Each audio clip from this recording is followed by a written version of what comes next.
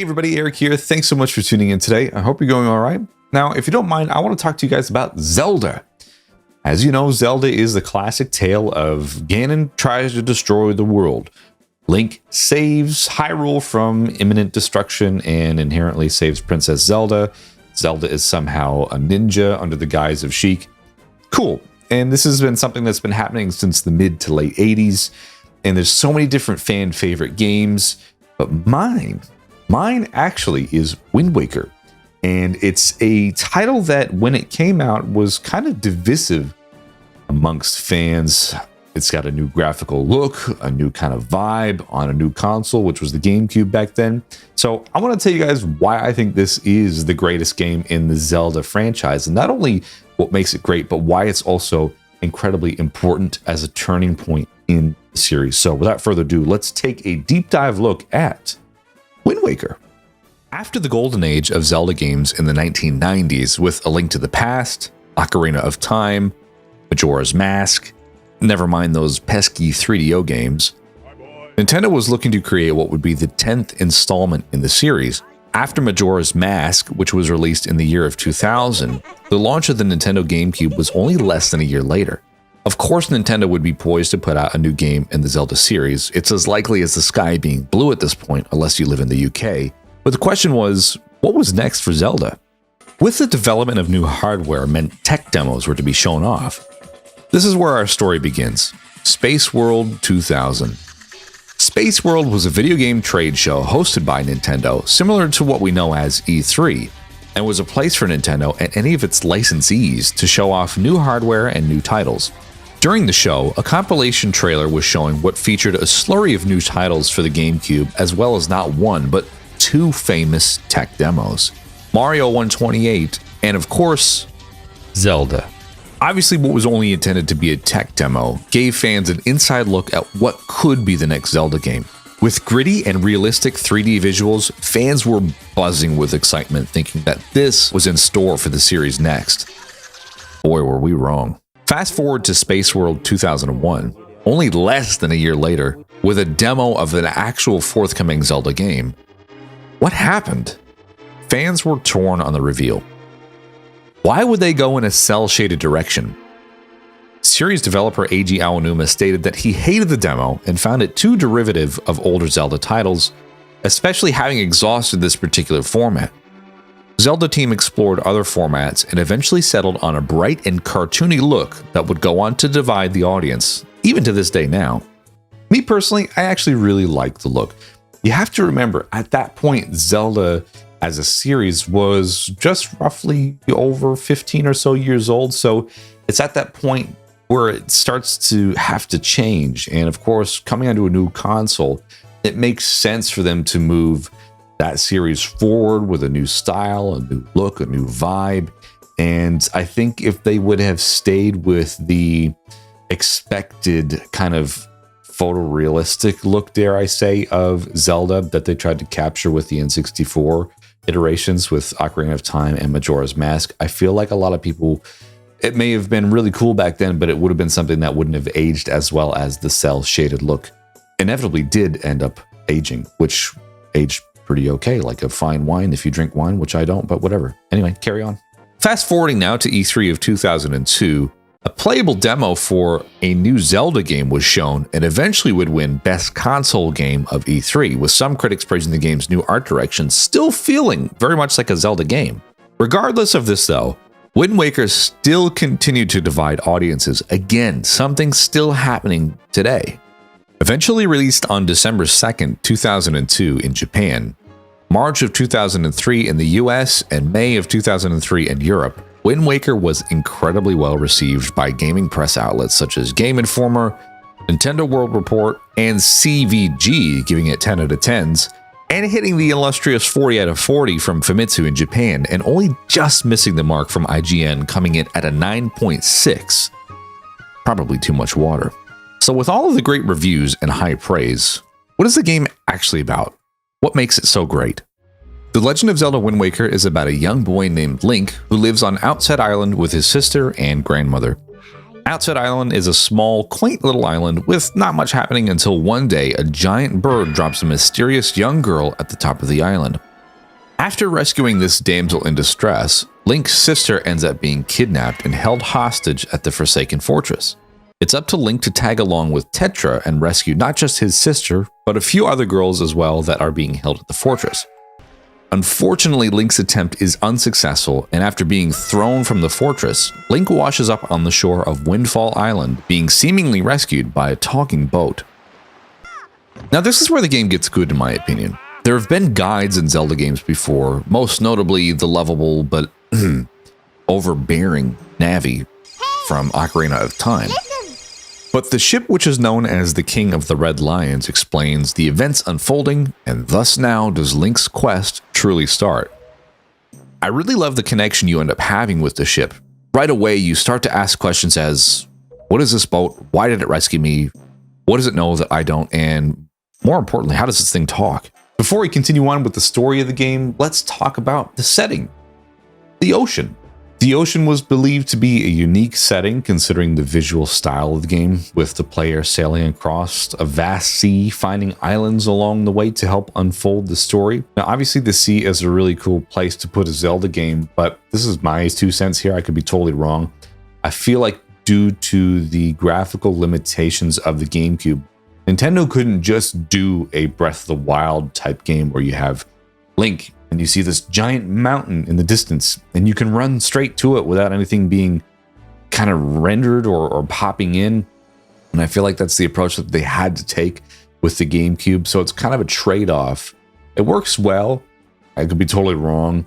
And some would even say that Nintendo may have skimped out on a more greater or expansive adventure for Wind Waker, but considering the themes of the game and setting, I think it works really well. You have to explore the islands in a linear nature if you want to progress the game in the way that it's intended. Within the first few hours of the game, you'll soon understand why the Wind Waker is actually titled as such. Similar to Ocarina of Time, having a musical instrument be the centerpiece of the story, Wind Waker's story is aided by the inclusion of a conductor's wand or baton that Link can use not just to control the direction of the wind, but to fast travel and take control of allies as well as inanimate objects to help solve puzzles and complete dungeons. The immediate goal for Link is to defeat the evil Ganondorf, who is back yet again for more trouble. The key to his defeat is by obtaining the 3 Goddess Pearls, place them in their respective statues at the Tower of the Gods, and access the Master Sword. This, to me, is where Wind Waker really gets good. After defeating the Guardian of the Tower of the Gods, Link is able to go below the ocean to a strange castle, seemingly frozen in time. Working your way through the castle, you come to a basement area where a sword is housed. The enemies that were once frozen in time are now alive, ripe for the picking with the now unsheathed Master Sword. The inclusion of a castle being underwater sealed the deal for me, with this game not only being good but great. Having an element like this almost adds an extra emotional investment in the story, knowing that there's a place frozen in time underwater and it's really up to you to restore the balance. Also, you can joke about Hyrule Castle having installed windows, but I'm not going to do that. The caveat here is that pulling the Master Sword also released the seal on Ganon's magic, which we learn once we confront him at the Forsaken Fortress with our newly acquired blade. During this confrontation, Tetra's true identity is shown to be Zelda, as the Triforce of Power which Ganon holds resonates in close contact with Tetra, recognizing that her necklace is actually the Triforce of Wisdom. From here, sailing back to the castle under the sea is where we really learn what's happening. We're in Hyrule, and how did it get covered in water? Well, let's quickly talk about the fact that there's a thing called the Zelda timeline. The timeline is just that, a representation of which game takes place in what order. Wind Waker takes place in the events after Ocarina of Time, where the goddesses flooded Hyrule to prevent Ganon's return. Every Zelda game so far except Skyward Sword takes place after a game in its own respective timeline, depending on different outcomes of the story that precedes it. For example, A Link to the Past takes place after the Hero of Time is defeated at the end of the game. Majora's Mask takes place in the childhood timeline where the hero succeeds, and Wind Waker takes place in the adult timeline after Ganon is sealed away. So from here, Link has to find the last piece of the Triforce, which funnily enough is broken into pieces and scattered around the sea and the islands within it, to then truly have the power to take down Ganon. Upon the final battle, Ganon has a strange aura around him. To me, it almost felt like Ganon was the most grounded in reality bad guy in the Zelda series. Not so power-hungry like the other iterations of Ganon, but more reflective and downtrodden. In my opinion, I think he had accepted his defeat long before the battle began, but still gave it his all anyway. And with one final blow, probably the most gruesome actually in the Zelda series, history is made again, thanks to the hero of time. Wind Waker is a beautiful water-covered world, but what about the people that inhabit it? Now, I won't mention every single character, but rather some characters that stuck out as more memorable in my playthroughs of the game. The Red Lion, the guiding ship through most of the game. His true character is revealed towards the end of the game as the actual king of Hyrule, unfortunately washing himself away to thematically cleanse the present from the scars of the past. Link's grandma, the motherly character of the game, one that I feel no other iteration of Link had, therefore you have an immediate emotional connection to her. She'll make you an incredible soup that will not only heal you once, but twice. Don't sleep on this, this is great. Makar, the Korok maestro who has a part to play as eventually becoming the Wind Sage. I thought he was quite cute, funny, and quirky. Dude, where's my car? Where's Makar? Where's your car, dude? And lastly, Tingle. Tingle is probably the most famous character from this game, having been a recurring role from other Zelda games starting with Majora's Mask. His main role here is to decipher maps which you'll need in your search for the missing pieces of the Triforce. He's a very strange character, and you actually meet him in a jail cell. Doesn't really give a good first impression. Largely controlling and feeling like the games before it, Wind Waker is a third-person open-world action game with some magic role-playing dust scattered on top. Featuring your sword and shield, plus all the other items you get along the way, such as arrows, boots, grappling hook, and boomerang, among others, Wind Waker had a lot of choice for how to take down enemies. And yeah, you can even take your enemies' weapons. That's pretty cool. For the first time in a Zelda game, we had full control of the camera. What a treat! Going back and playing Ocarina of Time and Majora's Mask is almost cumbersome now due to the modern controls in games today. And Wind Waker was the first to move to this new camera control scheme. It was a massive quality of life improvement, in my opinion. You'll find that the world is set out in a giant grid-like square, and if you're looking at walkthroughs online, each quadrant will be assigned a letter and a number. This makes the act of sailing with a purpose all the more easy, and especially more so knowing where to fast travel once you unlock that feature. Within each grid are different islands, some essential to continuing the story, and some non-essential for various treasures that will help you in your travels, or health upgrades if you want to do like 100% completion.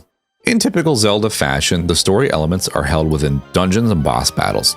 Within each dungeon, you'll find a new item that usually becomes the new gimmick, for lack of a better word. Aside from boss battles, you'll have puzzles ranging from easy to how the heck do I do this without the internet? Sailing is a breeze and easily controlled by either letting the wind in your sail or slowing down to treasure hunt, an important part of the game when finding the missing pieces of the Triforce. Although optional, mostly, and again, needed for the extra boost or a 100% playthrough. The combat is fun, challenging, and rewarding. Different weapons are useful in different situations, and you do have the option to parry while targeting an enemy before they are about to attack, therefore canceling theirs and giving you a 1-up on them as a result. Most of the boss battles are tackled with one item, again, usually the one you find in the respective dungeons. For example, Dragon Roost Island requires the grappling hook thrown at the dragon's tail hanging down from the ceiling, or the Earth Temple's boss requiring you to reflect the light onto it with your newly acquired mirror shield. This level of variety makes each boss battle unique by how you're supposed to approach them, though it's usually the classic 3 hits and it's dead thing that Nintendo is known for. The Zelda series has also been known for its music, whether it's a catchy, uplifting, or downtrodden and melancholy.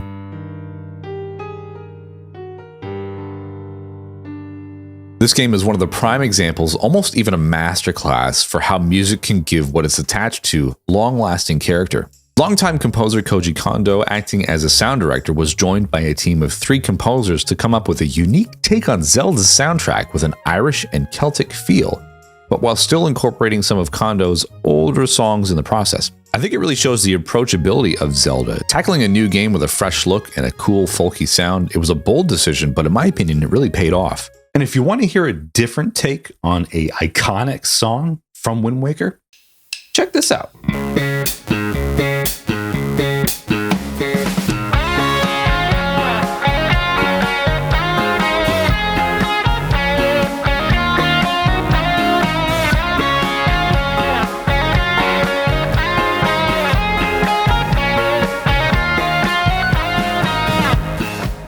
Of course, we're going to talk about the Wii U port. It wouldn't be a retrospective review or video without it. It was a really great way of making the GameCube version more accessible, though I dare say that because the Wii U was poorly marketed, it was less accessible. And of course, we're out here still dying for that Switch port. Who knows if that's ever going to happen. Of course, the last time I played Wind Waker was on my Wii U, played through it on Twitch. It was a really great way of reliving that experience, and that helped solidify how much I love this game and why I love the game this much. But anyway, let's talk about the Wii U port. The differences between the 2 versions were more about quality of life improvements, such as being able to grab the swift sail, which changes the direction of the wind no matter what direction you sailed in. The Triforce charts being another great one, which was welcomed by the fans. In the GameCube version, when you searched for the Triforce pieces, you had to track down 7 charts as opposed to the now 4 in the HD version on the Wii U. It just helps streamline the overall experience towards the end of the game. Walking forward to climb is another one, which seems super obvious, but the press A to climb from the GameCube version seems a bit more cumbersome now in comparison. These handful of changes among the other ones might be enough to incentivize new players to get on board, though this game would benefit incredibly by coming to the Switch as a direct port from the Wii U with the HD version. That's a lot of letters there, but you get what I'm saying. I mentioned this towards the beginning part of the review, but Wind Waker was really a breath of fresh air at the time, and we can see now the long-lasting effects of that. For example, with the Smash Bros. Games that would follow would always include Toon Link, the colorful and quirky version of Link. The graphical styles of later titles such as Skyward Sword and Breath of the Wild I feel are easier to insert into the franchise thanks to Wind Waker. As a result, their overall visual style is more colorful and comic-like, as opposed to the more dull and possibly realistic approach with Ocarina of Time and Majora's Mask. So while I love Link to the Past and treasure Ocarina of Time, I think Wind Waker is really the best out of all the games, not only just based on substance or style with new control schemes and quality of life things, of course, with the Wii U port, but the significance in the way that it propelled the series forward. I mean, look at the graphical styles that are now echoed on, the more modern Zelda games with Breath of the Wild. Now, of course, there's the sequel, Tears of the Kingdom. It's just a really significant game in the timeline. And of course, I do realize it's a game that's not for everybody, and it's still stranded on the Wii U and the GameCube, but I'm hoping that there will be a Switch port at some stage. So there you have it. Wind Waker, I think it's a fantastic game. If you haven't played it, please go play it, go check it out, go try it, go buy it. It's such a fun and timeless adventure, and I think it's one of the more unique approaches to Zelda that we've had in almost, the 40 years that Zelda has been with us as a series. So leave a comment down below. Let me know if you like Wind Waker or if you haven't played it yet.